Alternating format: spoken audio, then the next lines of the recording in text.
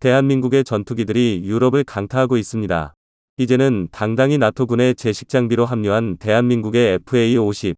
얼마 전 FA-52 국산 항공기 중 최초로 나토 행사에 참여했었다는 소식이 전해졌는데요. 지난 13일에 체코 오스트라바에서 나토 회원국에서 운용 중인 각종 군용기를 전시하고 비행을 선보이는 나토 데이즈 2023 행사가 개최되었고, 이날 특별 파트너 국가 자격으로 참가한 폴란드는 FA-50GF를 나토 회원국들 앞에 선보였습니다. 놀라운 속도로 납품되고 있는 FA-50은 폴란드의 주력 전투기 미그 29를 대체하는 폴란드의 새로운 날개로 주목받고 있는데요. 지난 7월 10일 폴란드를 위한 FA-50GF1 2호기가 출고되고 한 달 만에 폴란드 땅을 밟았었고, 8월 23일에 3, 4호 기가 9월 19일에 5, 6호 기가 폴란드 땅을 밟으며 폴란드는 총 6대의 FA-50을 보유하게 되었습니다. 이처럼 FA-50 납품은 순조롭게 진행되고 있으며 올해까지 총 12대가 납품되어 폴란드 공군의 한 축을 맡게 될 계획이죠. 그런데 순조로워 보였던 폴란드 FA-50 도입에 심각한 문제가 발생했다는 폴란드 언론의 보도가 전해지며 KAI에 비상이 걸렸는데요. 지난 9월 20일 폴란드 현지 언론에서 8월 15일 열병식에서 한국인이 폴란드 FA-50 전투기를 조종했습니다. 공군만의 문제가 아닙니다라는 제목의 기사가 보도되었는데요. 그동안 폴란드에서는 총 2차례의 FA-50 공식 비행이 진행됐었습니다. 8월 15일에 열린 폴란드 열병식과 8월 26일부터 27일 동안 개최된 라톰 에어쇼였는데요. 그런데 이 두 차례의 비행에서 모두 폴란드 파일럿이 아닌 한국인 파일럿이 FA-50을 조종했었다는 것입니다. 에어쇼 당시 주조종사로 KAI 파일럿이 부조종사로 폴란드 파일럿이 탑승해서 FA-50을 조종하는 모습이 공개되었는데요. 본 기사는 이러한 사실을 근거로 현재 폴란드의 FA-50을 단독으로 조종할 수 있는 조종사가 한 명도 없다고 비판했습니다. 또한 현재 FA-50이 주둔하고 있는 폴란드 민스크 공군기지의 조종사들은 여전히 미그 29를 조종하고 있으며 FA-50을 위한 새로운 파일럿을 훈련시키는 것이 쉽지 않아 보인다고 말하며 현 정부의 무리한 군사력 강화 시도가 기존의 병력에 큰 타격을 주고 있다고 덧붙였습니다.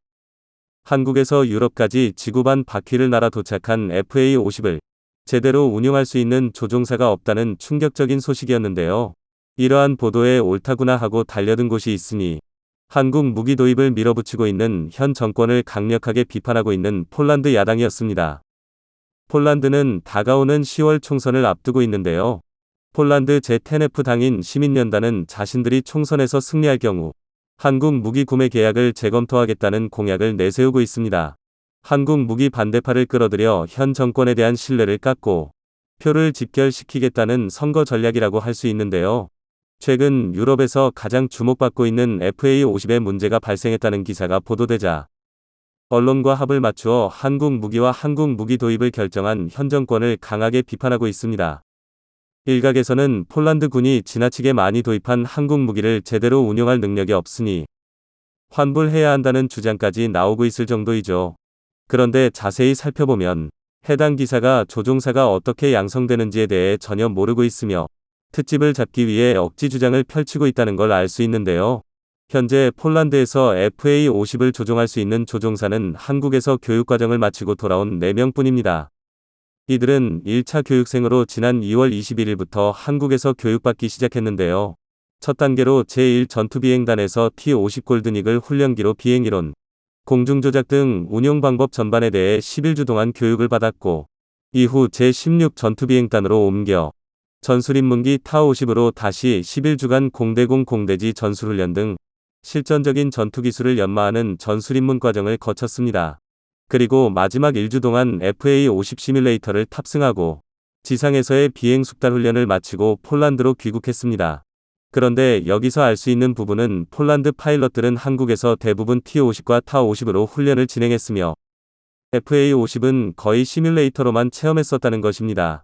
즉 폴란드에 돌아와서야 본격적으로 FA-50을 조종하게 되었다는 것인데요. 물론 새 항공기 모두 T-50에 기반해 있기에 거의 동일한 구조를 가지고 있지만 장비 부분에서 차이점을 가지고 있기에 일정 기간 동안 적응 숙달 훈련이 필요합니다. 자동차로 따지자면 운전면허를 따고 반년도 되지 않아 아직 초보 운전 스티커들 배지 못한 상황이라고 할 수 있죠. 아직 FA50에 완전히 숙달되지 못한 상황에서 전 유럽에 폴란드의 새로운 항공기들 선보이는 자리에 폴란드 조종사를 단독으로 내보낼 경우 돌발 상황이 발생할 수도 있습니다. 동맹국들뿐만 아니라 러시아에서도 주목하고 있는 행사에서 그런 일은 결코 용납할 수 없죠. 때문에 숙련된 한국 조종사가 폴란드 조종사들과 함께 FA5OGF에 동승한 건데요. 게다가 복자기는 주조종사이든 부조종사이든 주도적으로 조종하는 것이 가능합니다.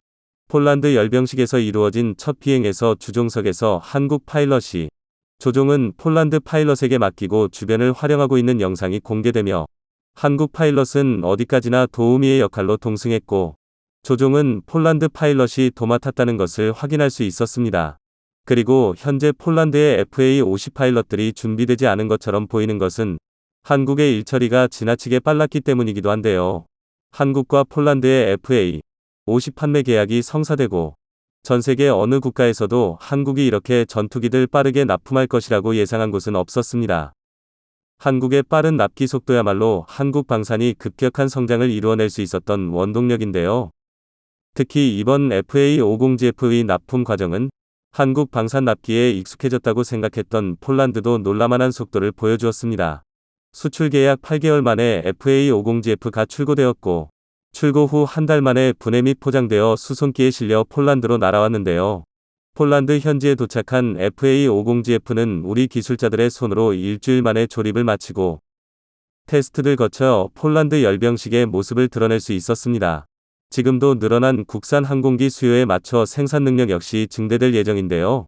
KAI는 발주가 잇따르고 있는 FA52 생산 라인을 내년까지 2배로 증설하여 한 달에 5대씩 생산하는 것을 목표로 하고 있습니다.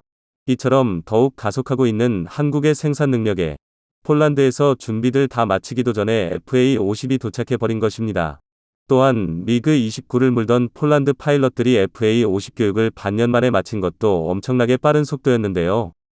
기존 폴란드의 주력 전투기인 소련제 미그 29와 미국제 F-16에서 출발한 FA50은 하나부터 10까지 완전히 다른 구조를 가지고 있습니다.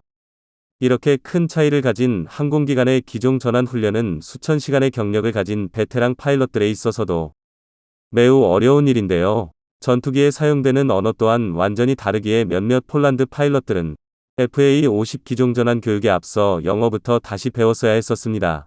그토록 바라던 F-16 지원이 결정된 우크라이나도 미그 29 전투기를 주력 전투기로 운용해왔었기에 F-16이 당장 공여되더라도 운용하지 못하는 상황입니다. 때문에 현재 유럽과 미국에서 우크라이나 파일럿들을 대상으로 한 기종 전환 훈련을 계획하고 있죠. 최대한 빨리 진행되더라도 내년 봄은 되어야 F-16이 러시아군을 상대로 교전하는 것을 볼 수 있을 것 같습니다. 이러한 상황에서 우크라이나에도 한국의 도움에 필요하다는 말이 나오고 있는데요. 같은 어려움을 겪고 있었던 폴란드 파일럿들을 대상으로 서구식 전투기의 기종 전환 훈련을 성공적으로 마친 한국의 노하우가 필요하다는 것입니다. 또한 한국의 T-50 계열 항공기들 훈련에 활용할 수 있다면 F-16으로의 기종 전환 훈련에 소모되는 시간을 비약적으로 단축시키는 게 가능합니다. 폴란드의 마리우스 브와슈차크 국방장관은 FA50 도입을 발표할 당시 폴란드군에서 운용하고 있는 F-16과 FA50이 최고의 조종 호환성을 가지고 있다고 말하며 단 9시간의 교육만으로도 F-16 조종사들이 충분히 FA50을 조종할 수 있다고 덧붙였습니다. 실제로 현세대 고등훈련기 중 F-16을 비롯한 미국제 전투기들을 훈련하는데 T-50이 가장 적합하다고 평가받고 있습니다. 한국에서 훈련을 받았던 폴란드 공군의 조종사 야체크 스돌라레크 소령은 훈련을 위해 탑승했던 타-50 항공기에 대해 기동성과 속도, 반응 모두 매우 빠릅니다. 저희의 기대를 뛰어넘었습니다라고 찬사를 보냈었습니다. 이처럼 뛰어난 훈련용 기체와 수십 년 동안 대량의 F-16을 운용해온 우리 공군의 노하우가 합쳐진다면 우크라이나군의 F-16 실전 배치들 앞당길 수 있을 것 같은데요. 만약 도움이 필요한 우크라이나 전투기 조종사들에게 F-16 기종 전환 프로그램을 제공해준다고 해도 현재 살상무기 지원을 금지하고 있는 한국의 정책과도 상충되지 않습니다. 성사된다면 직접적이진 않지만 러시아의 치명적인 한 수가 될 수 있을 것으로 예상되고 있습니다. 결국 폴란드의 한국 무기 반대파들의 주장은 이번에도 공연불로 끝나고 말았습니다. 국가적인 위기 상황에서 하나로 뭉쳐도 모자란 상황에서 갈등을 벌이고 있는 폴란드의 모습이 답답하게 느껴질 정도인데요. 러시아의 침략에 맞서 가장 먼저 한국이라는 정답을 고른 폴란드이지만 길어지는 전쟁으로 마음이 풀어진 것 같습니다. 지난해 당장이라도 우크라이나가 무너져 내리고 러시아의 대군이 폴란드까지 몰아칠 것 같았지만 우크라이나의 기적적인 분전으로 1년 7개월이나 전쟁이 이어지고 있으니 폴란드에서도 주의가 흩어질 수밖에 없을 것 같은데요. 하지만 진짜 위기는 방심하는 순간에 찾아온다는 역사적인 교훈을 잊지 말아야 합니다. 폴란드가 한국과의 나머지 방산 계약을 계획대로 진행하고 진정한 완전무장을 갖추어 외세의 침략에 짓밟혔던 역사를 반복하지 않기를 기원해 보겠습니다. 진격하는 위풍당당한 K2 전차, 자유자재로 높낮이 조절하는 K2 전차, 포신 조절하는 K2 전차, 후진하는 K2 전차, 사격시범 보이는 K9 전차. 폴란드 제16기계회사단에서 지난 23일 K2 전차가 훈련하는 모습이 공개되었습니다. K2 전차 여러 대가 기동하는 모습이 카메라에 잡히고 이후 헬기가 통원되며 실제 전쟁을 가상한 훈련이 실시되었습니다. 또한 베오이 피스키 훈련장에서는 K9 자주포와 크랩 자주포의 포사격도 이뤄졌습니다. 제16기계화사단은 이날 그룬발트 그러날드 들판에서 훈련을 하고 거의 1000명에 달하는 자발적인 병역 의무 군인들의 군사맹세가 시작되었습니다. 이날은 제16사단 창설 104주년이 되는 날이었습니다. 마리우시 브와슈 차크 국방부 장관은 그룬발트 평원에서 군인들이 맹세하는 것은 상징적인 의미를 가지고 있다고 말했습니다. 그는 K2 전차가고 제16기계화사단 소속인 브라니에보의 제9기갑기병여단에 배치될 것이라고 발표했습니다. K2 전차와 K9 자주파가 가장 먼저 배치된 제16사단은 앞으로 K2 주력 전차가 대거 배치될 부대로 16사단의 보이지에흐 지을코프스키 사령관은 폴란드 벨로루시 국경에서 폴란드의 안보를 2년 넘게 보장해왔다고 말했습니다. 폴란드는 한국에게서 K2 전자와 K9 자주포 등의 무기를 들여오면서 최초 배치된 부대에서 교육을 마치고 이제는 본격적인 훈련까지 하고 있습니다. 그런데 이들의 훈련하는 모습이 마치 한국군이 하는 훈련을 연상케 하면서 유럽의 많은 국가들의 강력한 인상을 각인시키고 있습니다. 지금부터 한국산 무기로 무장한 폴란드의 훈련 및 무기 도입 소식에 대해서 알려드리겠습니다. 폴란드가 역사상 가장 역동적인 군사장비쇼가 될 것이라는 훈련 오텀 파이어 2023를 시작했습니다. 오텀 파이어 2023은 폴란드 최초로 역동적인 무기쇼로 기획되어 지난 17일 폴란드 북동부 오르지스 사격장에서 대중들 앞에서 공개되어 최신 군사장비의 전투시연이 벌어졌습니다. 이 훈련이 시작된 9월 17일은 폴란드가 1939년 9월 17일에 러시아의 침공을 받은 날로 큰 의미가 있었습니다. 마리우시 브와슈차크 폴란드 국방부 장관은 1939년에 폴란드는 혼자였고 오늘날은 나토에 속해 있지만 누구도 우리나라를 방어할 책임을 짊어지지 않을 것입니다 라고 말하며 폴란드의 무장 강화에 대한 이유를 설명했습니다. 이날 시연한 제16기계화사단은 한국산 K2 전차와 K9 자주포가 가장 먼저 배치된 부대로 이번 훈련의 주인공이 되어 K2 전자와 K9 자주포의 화력과 기동성을 유감없이 보여주었습니다. 훈련을 찍은 영상에서 K9 자주포가 단독샷으로 잡히며 세계 최강 자주포의 의용을 자랑했는데 앞으로 진격해오는 K2 전차의 행렬도 소름 끼칠 정도였습니다. 그 중에서 가장 인상적인 장면은 K2 전차가 나란히 도열해서 사격을 준비하는 장면이었습니다. 먼지로 뒤덮인 평원을 질주하는 K9 자주포와 K2 전차의 영상도 올라왔는데 드론으로 찍힌 영상에는 한국산 전차와 자주포가 얼마나 놀라운 기동성을 가지고 있는지를 체험시켜 주었습니다. 전쟁을 가정한 훈련에서 K2 전차와 K9의 실제 사격도 이뤄지며 엄청난 정확도를 자랑했습니다. 이날 화력쇼를 보기 위해서 1만 명의 시민들이 몰려들어 전시된 무기들을 타보기도 했지만 실제 기동하고 사격하는 생생한 장면을 바로 앞에서 볼 수 있었습니다. 폴란드 군인들도 한국산 무기들을 보기 위해 몰려들었는데 여군들이 남자 병사의 목마를 타고 한국산 무기를 핸드폰으로 찍는 장면도 보였습니다. 이번 훈련에는 제12, 18기계화사단, 제6 공수여단, 제25 항공기병여단 장병들도 참가했는데 총 1000여 명의 장병과 70개의 무기가 동원되었다고 했습니다. 이러한 훈련은 폴란드에서는 처음으로 벌어지는 것이었는데 폴란드 매체가 국방부 장관에게 이렇게 다이나믹한 사격쇼 훈련을 공개하겠다는 구상이 어디서 나온 것이냐 물었습니다. 이에 브와슈차크 장관은 한국에서 초청받아 참관한 비슷한 쇼를 보고 감동받았다면서 한국에서 영감을 받아 이 쇼를 7획했다고 말했습니다. 지난 6월 부와슈차크 폴란드 국방부 장관은 한국에서 벌어진 연합 합동화력경멸 훈련에 참관했습니다.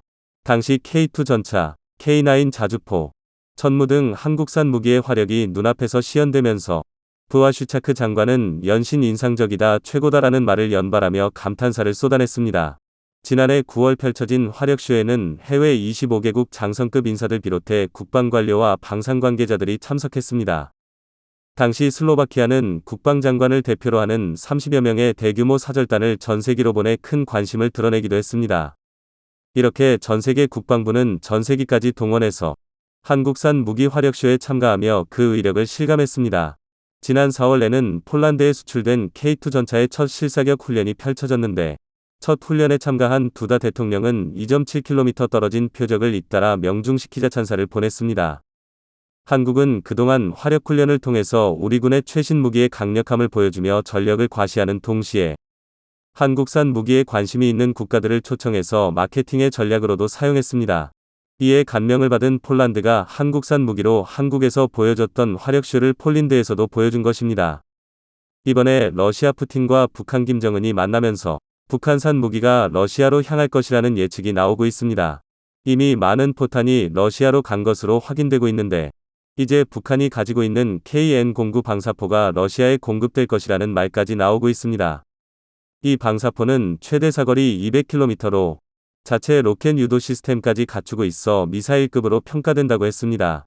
이런 가운데 한국산 K239 천무가 또다시 폴란드에 인도되어 주목받고 있습니다. 지난 15일 천문 발사대 11대가 폴란드 그더니아 항구에서 인도되는 장면이 보도되었습니다. 천무는 하이마르에 비하면 2배의 화력으로 최대 사거리 290km를 자랑하는데 이번에 북한이 준다는 KN-09의 압도적인 무기로 평가받고 있습니다. 폴란드에서는 K239 천문가 또다시 빠르게 인도되는 것에 크게 고무되어 올해 안에 18사단의 천문가 배치되기를 바란다는 말이 나오고 있습니다. 현재 한국과 폴란드는 방산 2차 계약을 놓고서 협의를 하고 있는데 지난 15일 폴란드 매체 디펜스24는 국영방산기업 PGZ가 KEPL 전차와 K9PL 곡사포에 관해서는 컨소시엄 형태로 경영계약을 체결할 예정이다. 컨소시엄의 예비 조건은 이미 합의됐고 이제 군수부는 기대치를 제시해야 한다라고 말했습니다. 앞으로 발주청인 폴란드 군수청이 구체적인 구성, 시간 및 공식을 결정하면 실제로 대규모의 2차 계약이 완성된다는 것입니다. 폴란드는 이번 계약을 통해 유럽 최대 군사 강국을 꿈꾸고 있습니다. 이런 가운데 최근 UAE가 인도네시아를 대신해서 KF-21 사업에 참여한다는 사실이 알려졌습니다. 전 세계 언론들은 이를 대서들필하며 항공기 시장에 해기될 한국산 전투기를 집중 조명하고 있습니다. 그런데 사업에서 제외될 위기에 놓인 인도네시아보다 폴란드에서 이 소식이 크게 화제가 되고 있습니다. 폴란드에서는 한국의 전투기 개발 프로그램 참여를 자신들이 고려하고 있는 상황에서 UAE는 이미 참여가 결정되었다고 말했습니다. 폴란드는 그럼에도 자신들에게 아직 사업에 참여할 기회가 있다고 보고 크게 우려하고 있지 않는 듯한 분위기입니다. 오히려 자신들이 선택했던 한국산 전투기 FA-50에 이어 KF-21 개발이 순항하고 있고 UAE 등 중동 국가들로부터 인정받았다는 것에 크게 고무되어 있습니다. 한국산 무기를 대거 도입한 폴란드는 최초 유럽에서 무모한 행동이라는 말을 들었습니다. 하지만 이제 폴란드의 선택은 그들에게서 부러움을 사고 있습니다.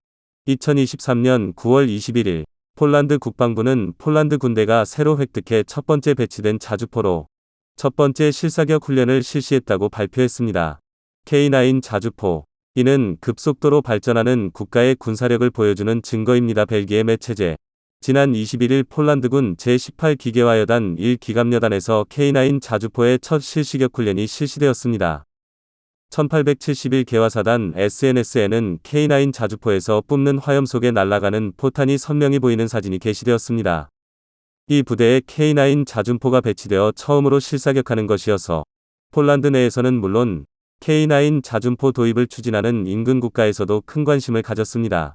세계 점유율 1위로 인정받은 K9 자주포의 실전 배치와 첫 실사격은 큰 의미를 지닌다고 했습니다.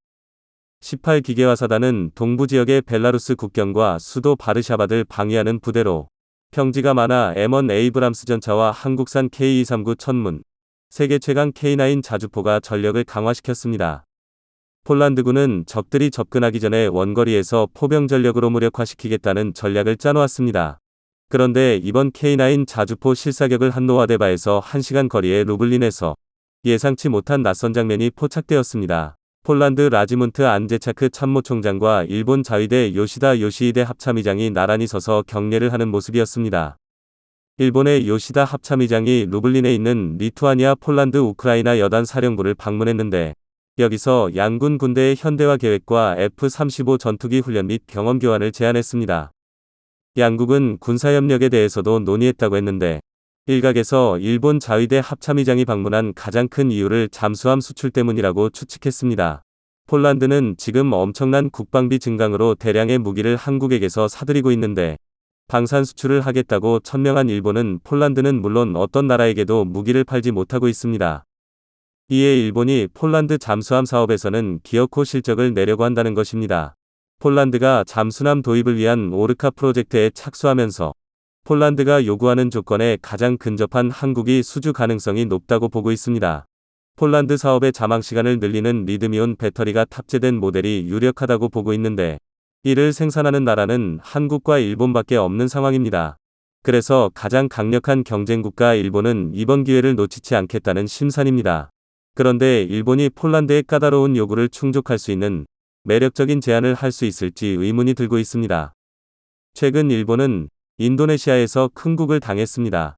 지난 2020년 일본이 인도네시아에 호위압 8척을 수출하려 한다는 보도가 나왔습니다.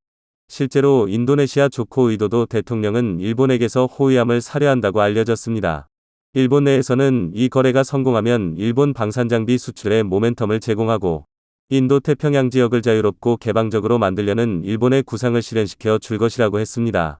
2021년 3월 인니와 일본의 안보회담에서 협정이 체결되고 일본의 신형 3,900톤 모가미급 호위함 8대가 인도네시아 해군에게 인도될 것이라고 했습니다. 하지만 2023년 9월 현재까지도 일본과 최종 도입 결정에 이르지 못했고 인도네시아는 이탈리아와 새로운 협력 프로젝트를 도입했다고 보도되었습니다. 임리 군사매체 조나자카르타는 이 같은 사실을 분석하는 기사를 쓰면서 일본은 자국의 무기가 시장에서 잘 팔리시라고 너무 확신하고 자만심이 강했다고 했습니다. 일본은 해외 방산 시장에 진출하자마자 고급 시장에 뛰어들었는데 본질적으로 유럽, 미국, 러시아의 주요 업체로 이루어져 있어 신규 진입자가 경쟁하기가 어렵다고 지적했습니다.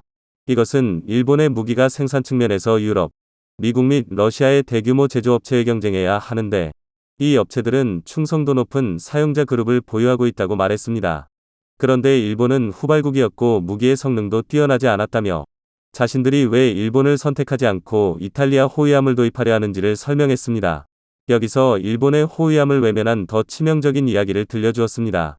전쟁 후 일본의 방위산업은 축소되었고 많은 핵심 기술이 미국을 비롯한 서방 국가에 의해 통제되고 있다고 지적했습니다.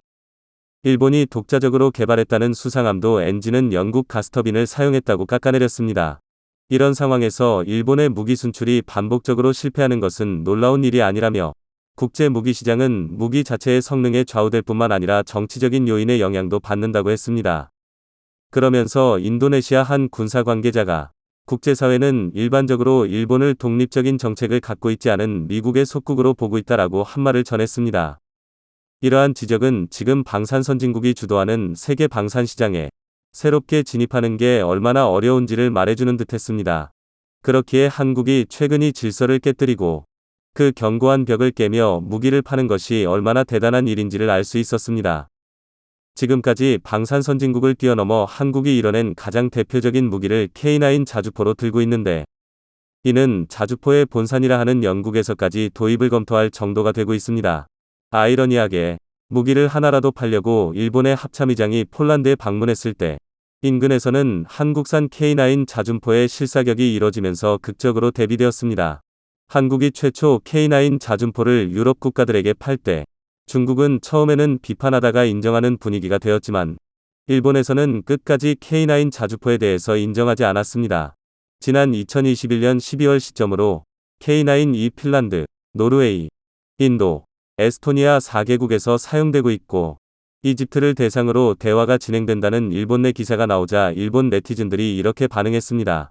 저렴하니까 가격도 성능도 쓰레기니까 싸다 그래서 바보 같은 나라가 산다. 무인 항공기에 쉽게 부서질 것 같다. 대부분 한국산 무기를 무시하는 분위기였습니다. 그런데 최근 폴란드에서 한국산 무기를 대거 구입하고 우크라이나 전쟁으로 인해 수많은 국가들이 한국산 무기들을 찾자 최근 분위기가 달라졌습니다. 최근에는 일본도 K9 자주포를 살 수 없느냐고 묻는 이들도 늘어나고 있고 K2와 K9이 우수하다면서 앞으로 동맹국으로서 잘 지내고 싶다는 일본인들도 생겨나고 있습니다. 지난 8월 일본의 밀리터리 채널 밀리레포에서는 폴란드가 또 한국제 무기 폭매, 폴란드는 한국 무기 산업의 유럽 거점이라는 제목의 영상을 올렸습니다. 폴란드가 한국산 경정찰 차량 KLTV와 한국산 K9 자주포 셰시를 기반으로 한 중장갑 전투차 CBWP 구매를 발표하며 지난해에 이어 한국산 무기를 대거 구매했습니다. 최근 놀라운 속도로 군비 강화와 현대화를 추진하고 있는 폴란드. 이를 뒷받침하고 있는 것이 한국 군수산업입니다. 폴란드 국방부는 8월 14일 한국의 기아자동차가 개발 제조하는 경정찰 차량 KLTV 400대 구매를 발표했습니다. 또한 보병 전투차 CBWP 수백 대 구매도 발표했습니다.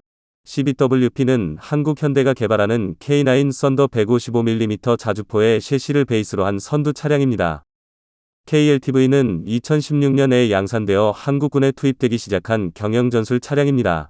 폴란드는 지난해 한국에서 K2 블랙팬서 주력 탱크 1000대, FA-50경 전투기 48대를 구입하는 역사상 가장 큰 137억 달러의 무기 계약을 한국과 체결해 세계를 놀라게 했습니다. 특히 유럽의 주력 탱크 시장은 독일 레오포르트 2기 압도적인 점유율을 점유하고 있지만 이 야성을 무너뜨리고 유럽 시장에 진입할 수 있었던 것은 한국의 무기 산업에 있어서는 큰 한걸음입니다. K9 썬더 자주포는 이미 노르웨이, 핀란드, 에스토니아 등 유럽 여러 나라에 수출되고 있었는데 폴란드의 대량 수출이 결정되면서 한국의 자주포 시장 점유율이 55%에서 68%로 증가했습니다. 폴란드가 이렇게 한국의 무기를 대량 구매하게 된 것은 유럽과 미국산 무기에 비해 단가가 저렴하고 일정한 성능을 유지하고 있다는 점도 있지만 한국이 현지 라이센스 생산 기술 이전 공동개발 등을 취하고 있다는 점도 한몫했습니다. 이번 KLTV, CBWP도 그렇고 K2 전차나 K9 자주포도 대부분 폴란드 현지 공장에서 생산할 예정입니다. 폴란드가 생산기지가 되면 폴란드 입장에서도 비즈니스적으로 큰 이점이 있습니다. 유럽이 한국에서 무기를 구매하는 데 있어서 지리적 요인과 이웃 국가인 북한의 존재가 안보상의 단점이 있지만 폴란드에 생산 정비 기지가 있다면 그 단점을 해소할 수 있습니다. 한국은 이외에도 터키의 주력 전차 엔진 제공이 결정되어 있고 이것도 터키 국내에서 생산될 예정입니다. 또 이건 썬더의 생산과 이를 기반으로 한 개량형 개발도 하고 있습니다. 중동 아프리카로의 무기 비즈니스 거점이 될 것입니다. 한국은 2000년에 세계 31위 무기 수출국이었지만 지금은 8위까지 올라갔고 해마다 무기 판매량을 늘리며 순위를 올리며 세계 무기 시장을 석권하고 있습니다. 이 영상에 이가진 일본 네티즌들의 댓글이 달렸습니다. 이제 일본도 K9 도입하자. 실적 있어, 부품의 유통 있어. 저렴하고 애프터 서비스도 완벽. 이건 자위대도 도입할 수밖에 없어. K9 자주포는 진짜로 우수하지? 협한자들 사이에서 생각 없이 부정되고 있는 일이 많지만 성능도 가격도 진짜로 우수하다고 생각해. 일본도 해외 수출할 수 있으면 좀 더 싸게 조달할 수 있는데 육상자위대 장비보다 뛰어나지. 뭐 주전자나 군대는 이가 아니라 진짜로 전쟁을 하는 것을 상정하고 있는 나라는 다르다. 일본은 좀처럼 수출에 성공하지 못하니까 그냥 부럽다. 한국의 육군은 세계 2터부터 3위 전력. 많은 일본 네티즌들은 자위대가 쓰는 자주포보다 K9 자주포가 더 좋다고 인정하며 방산시장에서도 한국산 무기가 잘 팔리는 것을 부러워했습니다. 그런데 일각에서는 일본은 방산시장에서도 외면당하고 있지만 자위대 전력도 급격히 낮아질 것이라는 말을 하고 있습니다. 지난 1일 일본 니혼게이자이 신문에서는 이런 보도가 나왔습니다. 도쿄 이치가야에 위치한 방위성과 전국 자위대 주둔지 식당에서 후쿠시마산 수산물을 우선적으로 들여올 방침이다. 일본 자위관은 전국적으로 23만 명 정도 있어 수산물 조달에 나설 경우 상당한 양을 소화할 것으로 보인다. 한국 정부가 우크라이나에 K600 장애물개척 전차 코뿔소 2대를 지원할 것이다. 한국 정부는 그동안 러시아와의 관계를 고려해 살상 무기는 지원하지 않는다고 하며 방호복 등의 군수물자나 인도적인 지원을 해왔습니다. 우리 군은 지뢰 제거 장비를 비살상 무기로 분류하고 지원한다고 했지만 생각보다 큰 파급력을 생각해 검토한다고만 하고 아직까지 지원하지 않는 듯 했습니다. 하지만 김정은이 푸틴을 만나 군사협력을 강화하기로 하자 바로 장애물 개척 전차 K-600 전차 2대를 지원한다고 발표했습니다. K-600은 우선 살상무기가 아니지만 지금 교착 상태에 빠진 전황에 엄청난 영향을 줄 수 있다고 보고 있습니다. 그리고 지금 K-600이 우크라이나에서 상상도 못한 방법으로 사용될 것이라는 말까지 나오고 있습니다. 러시아는 우크라이나 침공 이후 남동부 지역을 점령하면서 참호와 벙커를 피고 지뢰를 매설하고 콘크리트로 된 탱크 장애물을 설치하고